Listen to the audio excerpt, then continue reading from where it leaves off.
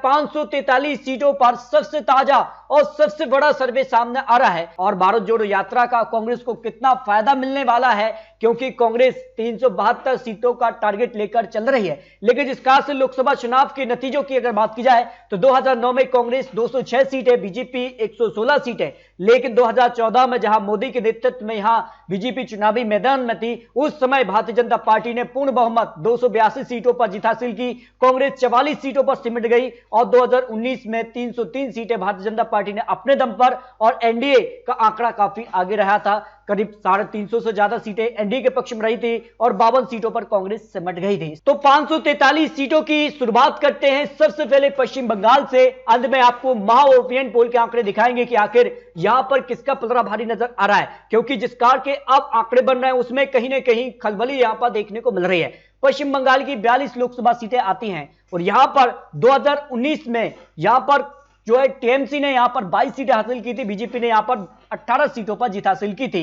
यानी बीजेपी का लगातार जो है ग्राफ बढ़ा है। यहां पर सीधे तौर पर बीजेपी ने 16 सीटें यहां पर एक्स्ट्रा जोड़ी थी और जिसका से यहां पर वोट शेयर भी 40% तक पहुंच गया है। उस हिसाब से पश्चिम बंगाल में बीजेपी टीएमसी में बिल्कुल कड़ी टक्कर देखने को मिल सकती है। 20 लोकसभा सीटों पर भारतीय जनता पार्टी कमल खिला सकती है, 20 लोकसभा सीट पर टीएमसी और 2 सीटों पर कांग्रेस को जीत की संभावना यहां पर लगाई जा रही है। यानी यहां पर बिल्कुल कड़ी टक्कर देखने को मिल सकती है। लेकिन दिल्ली की अगर बात की जाए तो दिल्ली में भी यहां पर हलचल तेज हुई है और एमसीडी चुनाव और दिल्ली विधानसभा चुनाव के नतीजे जहां आम आदमी पार्टी के पक्ष में रहे हैं। आम आदमी पार्टी अब दिल्ली से निकलकर पंजाब तक पहुंच गई है और ऐसे में अब माना जा रहा है कि दिल्ली की जो 7 लोकसभा सीटें हैं इन पर भारतीय जनता पार्टी ने 2019 में सभी सीटों पर जीत हासिल की थी और भारतीय जनता पार्टी को यहां पर 56% वोट शेयर रहा था, कांग्रेस को 22 और आम आदमी पार्टी का 18% वोट शेयर रहा था। लेकिन इस बार 1 या 2 सीटों का नुकसान बीजेपी को यहां हो सकता है कि बीजेपी सभी सीटों पर जीत हासिल कर ले, लेकिन यहां पर कड़ी टक्कर 1-2 सीटों पर देखने को मिल सकती है। जबकि केरल की 20 लोकसभा सीट की बात की जाए तो यहां पर 2019 में यहां पर कांग्रेस को 15 सीटों पर जीत मिली थी और जिस कार से भारत जोड़ो यात्रा भी कांग्रेस ने यहां से स्टार्ट की है। वायनाड से राहुल गांधी यहां से सांसद रही है, तो ऐसे में माना जा रहा है कि केरल कहीं ना कहीं कांग्रेस के लिए काफी महत्वपूर्ण हो जाता है और केरल निर्णायक होगा। और केरल के लिए अगर बात की जाए जो ओपिनियन पोल है उस हिसाब से भी यहां पर कांग्रेस को सबसे ज्यादा 17 यहां पर लोकसभा सीट तक पहुंच सकती है, जिसमें यूपीए की अन्य पार्टियां भी आ जाती है और यहां पर एलडीएफ भी यहां पर यूपी का ही एक यहां पर कह सकते हैं हिस्सा है और भारतीय जनता पार्टी जो गठबंधन हो सकता है या फिर बीजेपी यहां पर जो मेहनत करेगी एक यानी 0 से 1 सीट यहां मिल सकती है, अन्य के पक्ष में भी 1 सीट जा सकती है। यानी केरल काफी महत्वपूर्ण हो जाता है कांग्रेस के लिए। इसके अलावा जम्मू कश्मीर की 6 लोकसभा सीट भी काफी महत्वपूर्ण मानी जा रही हैं। धारा 370 के बाद यह पहला यहां पर लोकसभा चुनाव होगा और ऐसे में माना जा रहा है कि भारतीय जनता पार्टी को यहां पर करीब 4 से 5 सीट तक बीजेपी पहुंच सकती है, जबकि 1 सीट यहां पर नेशनल कॉन्फ्रेंस के पक्ष में जाने की संभावना दिखाई दे रही है और जिस कार का आंकड़ा यहां बन रहा है। तेलंगाना की बात की जाए तो 17 लोकसभा सीटें यहां से आती हैं और तेलंगाना को लेकर भी भारतीय जनता पार्टी का जो ग्राफ है वो यहां पर बढ़ता नजर आया है। यहां पर अगर बात की जाए तो 2019 लोकसभा चुनाव में यहां पर भारतीय जनता पार्टी को 3 सीटों पर प्लस की थी और वोट शेयर में भी इजाफा हुआ है। 19% वोट शेयर बीजेपी का यहां पहुंच गया था 2019 में।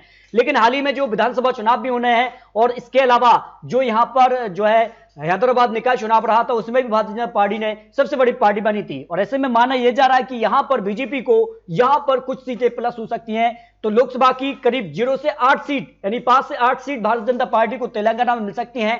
टेरस करीब 5 seat, AIM party 1 seat, Congress को यहां 3 सीट की संभावना हो सकती है। यानी तेलंगाना में सबसे ज्यादा सीटें भारतीय जनता पार्टी के पक्ष में जा सकती हैं, जो अनुमान यहां लगाया जा रहा है। उत्तराखंड की 5 सीटों की बात की जाए तो 5 सीटों पर 2019 में भी जीत हासिल की थी 61% वोट शेयर के साथ बम्पर और हाल ही में जो यहां विधानसभा चुनाव भी हुए 2022 में उसमें भी भारतीय जनता पार्टी ने यहां सरकार बनाई है। तो यहां पर सभी 5 सीटों पर भारतीय जनता पार्टी कमल खिला सकती है। जबकि हरियाणा की 10 लोकसभा सीट की बात की जाए तो यहां पर 2019 में भारतीय जनता पार्टी ने 10 सीटों पर जीत हासिल की थी और यहां पर माना जा रहा है कि बीजेपी को करीब 2 सीटों का नुकसान हो सकता है, जिस कार का यहां किसान आंदोलन रुक रहा है और पंजाब हरियाणा के यहां का एक क्षेत्रीय माहौल है, उस हिसाब से यहां पर कुछ सीटों का नुकसान हो सकता है। 58% वोट शेयर रहा था 2019 में, यहां पर जो है भारतीय जनता पार्टी का कांग्रेस को 28%, लेकिन यहां भारतीय जनता पार्टी को जबरदस्त 8 से 10 सीट मिल सकती हैं। जबकि मेघालय की अगर बात की जाए तो 2 लोकसभा सीटें आती हैं और यहां पर बात की जाए तो 1 सीट कांग्रेस के पक्ष में और 1 सीट यहां पर नेशनल पीपल्स पार्टी यानी जो एनडीए का एक सदस्य है और उसके पक्ष में यहां पर 1 सीट जा सकती है, जो अनुमान यहां लगाया जा रहा है। जबकि अरुणाचल प्रदेश की 2 लोकसभा सीटें हैं, दोनों सीटों पर भारतीय जनता पार्टी को जीत की संभावना हो सकती है। 2019 में भी दोनों सीटों पर जीत की यहां मिली थी भारतीय जनता पार्टी को, यहां पर भी मिल सकती है। लेकिन पंजाब में काफी हलचल हुई है, पंजाब में आम आदमी पार्टी सरकार बना ले गई है और ऐसे में अब यहां का गणित जो है वो पूरा समीकरण काफी हलचल हो चुकी है। 2019 में जहां कांग्रेस को सबसे ज्यादा 8 सीट मिली थी, लेकिन पंजाब में कांग्रेस की सरकार थी, अब कांग्रेस की सरकार यहां पर चली गई है, आम आदमी पार्टी ने सरकार बना ली है, तो उसका आम आदमी पार्टी को फायदा हो रहा है। करीब 2 सीट का इजाफा आम आदमी पार्टी के यहां पर जो है सीटों में हो सकता है। सोनमाने अकाली दल 2 लोकसभा सीट, 2 सीट यहां पर भारतीय जनता पार्टी यानी 0 से 2 सीट भारतीय जनता पार्टी के पक्ष में भी जा सकती है, क्योंकि कांग्रेस के बड़े दिग्गज नेता भारतीय जनता पार्टी ज्वाइन कर गए हैं, जबकि कांग्रेस को यहां पर 5 सीट यानी कुछ सीट कांग्रेस की कम हो रही हैं और आम आदमी पार्टी की यहां पर बढ़ती नजर आ रही हैं। जबकि अगर बात की जाए छत्तीसगढ़ की 11 लोकसभा सीटें आती हैं। 2019 में भारतीय जनता पार्टी ने 9 सीटों पर जीत हासिल की थी, 1 सीट का इनको नुकसान हुआ था। 2014 में यहां पर उनको जीत मिली थी, लेकिन इस बार माना जा रहा है कि बीजेपी को 1 सीट और कम हो सकती है, 8 सीट भारतीय जनता पार्टी के पक्ष में जा सकती है। यहां पर कांग्रेस को 3 सीटों की संभावना यहां दिखाई दे रही है। गुजरात की 26 सीटों का जो गणित है वो काफी चौंकाने वाला है। यहां पर 2019 में भी सभी 26 सीटों पर भारतीय जनता पार्टी ने एक तरफा जीत हासिल की थी, 62% वोट शेयर उनके पक्ष में रहा था और इस हिसाब से अनुमान लगाया जा रहा है कि 2024 में भी, जिस कहा से विधानसभा चुनाव के नतीजे भी रहे हैं, सभी 26 सीटों पर भारतीय जनता पार्टी बंपर जीत हासिल कर सकती है। मिजोरम की एक सीट की बात की जाए तो मिजो नेशनल फ्रंट जो कि एनडीए के सदस्य 2019 में उनके पक्ष में रही थी, लेकिन इस बार कांग्रेस के पक्ष में सीट जा सकती है। राजस्थान की 25 लोकसभा सीट की बात की जाए तो यहां के आंकड़े जो हैं वो बेहद ही चौंकाने वाले रहे हैं। 2018 में जब कांग्रेस ने सरकार बनाई राजस्थान में, लेकिन 18 के बाद जो 19 लोकसभा चुनाव था उसमें कांग्रेस को 0 सीट थी 25 में से, जबकि 1 सीट यहां पर जो है अन्य के पक्ष में रही और 1 सीट यहां अगर बात की जाए तो जिस कहा से भारतीय जनता पार्टी को 24 सीटों पर जीत मिली थी। लेकिन इस बार जो अनुमान लगाया जा रहा है कि भारतीय जनता पार्टी की 1 सीट कम हो सकती है, करीब 23 सीट भारतीय जनता पार्टी के पक्ष में जा सकती है, कांग्रेस को 1 सीट मिल सकती है, आरएलपी के पक्ष में 1 सीट जा सकती है, जो राजस्थान को लेकर ओपिनियन पोल रहा है। महाराष्ट्र में भी काफी हलचल हो चुकी है, महाराष्ट्र में काफी कुछ यहां पर घटनाक्रम देखने को मिला है। पहले कांग्रेस एनसीपी और शिवसेना की सरकार थी, लेकिन बाद में अब शिंदे प्लस बीजेपी की सरकार है, लेकिन असली शिवसेना शिंदे गुट को ही मान लिया गया है, उद्धव गुट को यहां पर नहीं माना है, जो अब तक खबर रही है। इसके अलावा अगर बात की जाए महाराष्ट्र की 48 लोकसभा सीटों के जो ओपिनियन पोल है उस हिसाब से यहां पर बीजेपी प्लस शिंदे गुट को करीब यहां पर 33 सीटें मिल सकती हैं, 33 से ज्यादा सीटें भी जा सकती हैं। जो नुकसान बीजेपी को महाराष्ट्र में देखने को मिल रहा था उसकी भरपाई भारतीय जनता पार्टी करती नजर आई, करीब 35 सीट उनके पक्ष में जा सकते हैं, 2 सीट कांग्रेस के पक्ष में, एनसीपी को यहां पर 5 और जो उद्धव गुट है उसको 0 से 8 सीट मिल सकती हैं। यदि भारतीय जनता पार्टी के साथ मिलकर चुनाव लड़ा था तो 18 सीटें शिवसेना के पक्ष में रही थी, लेकिन शिवसेना अब बिखर चुकी है और यहां पर 2 गुट में बढ़ चुकी है, एक उद्धव गुट एक शिंदे गुट। इस हिसाब से यहां पर जो है बीजेपी को जबरदस्त फायदा मिल रहा है। देखिए हिमाचल प्रदेश की 4 लोकसभा सीट की बात की जाए तो यहां पर बीजेपी को 3 सीट, 1 सीट कांग्रेस के पक्ष में जा सकती है। 2019 की अगर बात की जाए तो सभी यहां पर 4 सीट पर भारतीय जनता पार्टी को जीत मिली थी, लेकिन हिमाचल में अब कांग्रेस की विधानसभा में वापसी हो चुकी है और ऐसे में अनुमान है कि यहां पर 1 सीट कांग्रेस के पक्ष में जा सकती है। लक्षद्वीप की 1 सीट की बात की जाए तो यहां पर जो है 1 सीट 2019 में जहां 48% वोट शेयर के साथ यहां पर एनसीपी के पक्ष में रही थी, लेकिन इस बार यहां पर अनुमान है कि इस सीट पर कांग्रेस की वापसी हो सकती है, जो अनुमान लगाया जा रहा है। सिक्किम की 1 सीट की बात की जाए तो यहां पर सिक्किम जो पार्टी रही है उसके पक्ष में रही थी 2019 में और इस बार भी उनके पक्ष में सीट जा सकती है, यहां का जो आंकड़ा बन रहा है। लेकिन गोवा की 2 लोकसभा सीटें आती हैं और 2 सीटों की अगर बात की जाए तो 2 सीटों में 2019 में 1 सीट भारतीय जनता पार्टी के पक्ष में रही थी, यहां पर 51% vote share Bharatiya Janata party के पक्ष में रहा था, कांग्रेस पार्टी को 42% वोट शेयर मिला था, उस हिसाब से 1-1 सीट में बंटवारा देखने को मिला। लेकिन इस बार माना जा रहा है कि दोनों सीटों पर भारतीय जनता पार्टी कमल खिला सकती है। त्रिपुरा की 2 लोकसभा सीटें आती हैं। त्रिपुरा में अगर बात की जाए तो 2019 में भी भारतीय जनता पार्टी ने यहां पर जीत हासिल की थी और त्रिपुरा में फिर से विधानसभा चुनाव में वापसी की है भारतीय जनता पार्टी ने और दोनों सीटों पर भारतीय जनता पार्टी को जीत की संभावना यहां दिखाई दे रही है। असम की 14 लोकसभा सीटें आती हैं और असम की अगर बात की जाए तो 2019 में यहां पर 9 सीटों पर भारतीय जनता पार्टी ने जीत हासिल की थी, लेकिन इस बार भारतीय जनता पार्टी को 1 सीट प्लस हो सकती है, 10 सीटें यहां पर भारतीय जनता पार्टी के पक्ष में जा सकती हैं। 3 सीटें कांग्रेस की रही थी, लेकिन 1 सीट का नुकसान कांग्रेस को हो सकता है, 2 सीटें से 3 सीट भी हो सकती हैं और 1 सीट यहां पर जो है एआईयूडीएफ के पक्ष में जाने की संभावना यहां दिखाई दे रही है। यानी असम में भारतीय जनता पार्टी को करीब 10 सीट मिल सकती हैं। लेकिन बिहार की 40 लोकसभा सीट भी काफी चौंकाने वाले आंकड़े आ रहे हैं, क्योंकि यहां पर भी काफी कुछ बदल चुका है। अब यहां पर बीजेपी अकेले रह गई है, जबकि जेडीयू, आरजेडी, कांग्रेस यहां महागठबंधन के तौर पर है और नीतीश कुमार यहां पर बात कर रहे हैं, दावा कर रहे हैं कि वो विपक्षी पीएम चेहरा बन सकते हैं और वो ही प्रधानमंत्री मोदी को कड़ी टक्कर दे सकते हैं। लेकिन यहां के आंकड़े कह रहे हैं कि बीजेपी को करीब 16 से 20 सीट मिल सकती हैं। 17 सीटें भारतीय जनता पार्टी को 2019 में मिली थी, लेकिन इस बार भी वो इसी आंकड़े के आसपास दिखाई दे रहे हैं, जबकि जेडीयू अब जो है अलग हो चुकी है और वो आरजेडी के साथ आ चुकी है। 16 सीटें जेडी को मिली थी, लेकिन इस बार 12 सीटें मिल सकती हैं। आरजेडी को फायदा हो रहा है इसका, आरजेडी को 10 सीट मिल सकती है, कांग्रेस को करीब 0 से 1 सीट, अन्य के पक्ष में भी 0 से 1 सीट जा सकती है। इस तरह से बिहार में काफी कुछ बदल चुका है माहौल। बीजेपी को अब कहीं ना कहीं कुछ सीटों का नुकसान जरूर है, क्योंकि जेडीयू अलग हो चुकी है। जो 16 सीटें उनको 2019 में मिली थी जेडीयू के साथ मिलकर चुनाव में, उस सीटों का उनको नुकसान हो सकता है। उड़ीसा की 21 लोकसभा सीट की बात की जाए तो यहां पर बीजू जनता दल ने 12 सीटें हासिल की थी 2019 चुनाव में, और इस बार उनके पक्ष में यहां पर 10 सीटें जा सकती हैं। 8 सीटों पर भारतीय जनता पार्टी ने यहां पर कमल खिलाया था, तो इस बार उनको 8 से ज्यादा सीटें भी मिल सकती हैं, क्योंकि जिस कारण से उनका वोट शेयर बढ़ा है। 38% वोट शेयर मिला था 2019 में और 7 सीटें प्लस की थी। तो उड़ीसा में भारतीय जनता पार्टी का 8 से ज्यादा यानी 10 सीट तक भारतीय जनता पार्टी पहुंच सकती है और 1 सीट कांग्रेस के पक्ष में, तो उनको 0 से 3 सीटें इस समय दिखाई दे रही है। लेकिन उन सीटों का नुकसान यहां हो सकता है बीजू जनता दल के पक्ष में।